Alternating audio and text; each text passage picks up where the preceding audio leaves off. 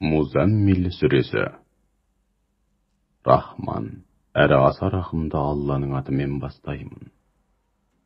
Уа жамылғыға бүркенген елшім, қане тұр да, ұйықтап тынығуға арналған аздаған бөлігінен басқа бүкіл түнді құлшылықпен өткіз. Түннің тең жарымын құлшылықпен өткіз. Не болмаса, одан аздап қысқартуыңа болады. Яки жарымынан асып құлшылық етсең де болады. Сондай-ақ мәнеріне келтіріп, һәм мағынасына терең үңіле отырып, байыппен Құран оқы. Шүбәсіз біз саған өте ауыр әрі қасиетті сөз, яғни уахи түсіреміз. Шүбәсіз түнгі құлшылықтың адамның зейніне, жүрегі мен рухына әсері әлде қайда күшті. Сондай-ақ түн оқылғанда тыңдау һәм түйсініп, көңілге тоқу тұрғысынан өте берекелі, өте тиімді. Ал күндіз атқаратын шаруаң шаш етектен. Раббыңның атын үнемі жадыңда ұстап, күндіз түні аузыңнан тастамай зікір ет, һәм оған жан тәніңмен бет бұр. Ол шығыстың да, батыстың да Раббысы, одан басқа тәңір жоқ. Ендеше оған ғана тәуекел етіп, оны ие тұт. Мүшриктердің айтқан сөздеріне барынша сабыр ет. Олардың сөзін де, ісін де көңіліңе алма. Ендеше оларды жайына қоя бер. Сөйтіп олармен қатынаста арақашықтық сақтай отырып, өз міндетіңді атқара бер. Біз нәсіп еткен ақыл тегіл нығмет ішінде шалқып жүріп, сені һәм қасиетті дағуаңды жалғанға шығарушы кәпірлерді маған тапсыр. Сөйтіп оларға біраз мұрсат бер. Өйткені біздің дәргейімізде оларды сарыла күткен бұғаулар мен жалын атқан жаһаннам бар. Оған қоса өңештен өтпей тұрып қалатын тағамдар мен жан төзгісіз азап бар. Сол күні жер мен тау тастың бәрі қатты шайқалады. Таулар үгітілген құм үйінділеріне айналады.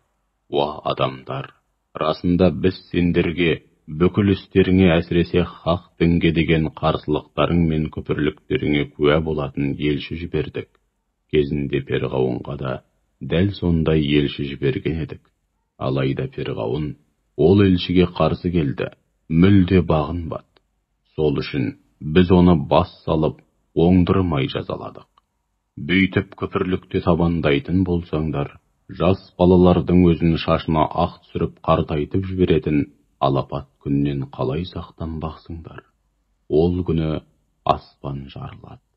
Алланың уағдасы сөзсіз орындалады. Шүбәсіз бұл игі насихат һәм ескерту. Ал енді қалған жан өзін Раббысына жеткізетін жолға түседі. Раббың кейде түннің 3/2 жуығын, кейде тең жарымын, кей кездері 3/1 бөлігін құлшылықпен өткізетініңді, сондай-ақ қасыңдағы кейбір мүміндердің де солай істейтінін біледі. Түн мен күнді жаратып, екеуінің мерзімін белгілейтін бір Алла. Уа мүміндер, Алла сендердің түнгі құлшылықты қаза қылмастан өтей алмайтындарыңды білгендіктен, сендерге шарапаты мен мейірімін төгіп, кеңшілік һәм жеңілдік жасады. Ендігі жерде түнгі құлшылықты Құраннан өздеріңе жеңіл тиетіндей мөлшерде оқып өтеңдер. Араларыңда науқастардың болатынын, кейбіреулеріңнің Алланың шексіз шарапатынан несібез деп жер әлемді шарлайтынын, енді біреулердің Алла жолында жауапкершілікке шығып, бел шешпей жортуылдап жүретінін Алла біледі. Ендеше Құраннан өздеріңе жеңіл тиетіндей мөлшерде оқыңдар. Алайда қандай жағдайда болмасын, намазды кемеліне келтіріп, үзбей әрі уақытлы оқыңдар. Зекетті толық беріңдер. Сонымен қатар мал дүниелеріңнің бір бөлігін Алла разылығы үшін дін жолында және мұқтаждарға жұмсау арқылы Аллаға көркем қарыз беріңдер.